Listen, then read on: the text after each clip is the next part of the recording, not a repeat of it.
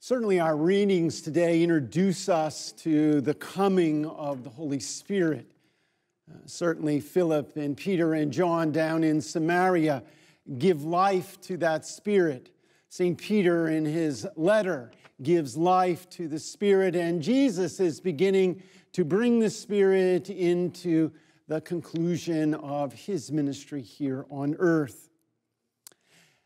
And as I was thinking about that, I remembered a quote that I encountered a while ago that sort of has stuck with me.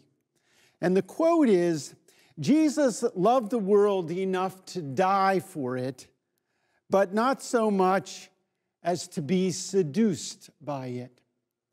Now, the person who wrote that quote attributed it to the great author G.K. Chesterton.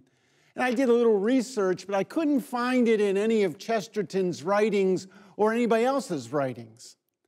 But as I said, the quote has sort of stuck with me and become part of my prayer. And I think it's because it is at the heart of what Jesus is talking about in John's Gospel. Jesus does love us and always will. And he asks us to be faithful to that relationship. And that the faithfulness becomes present when we love others. In other words, when we don't buy into the bright lights, the must-see, the must-have, we trust in God's presence, in the Father, in the Son, and in the Holy Spirit, and then we live it out.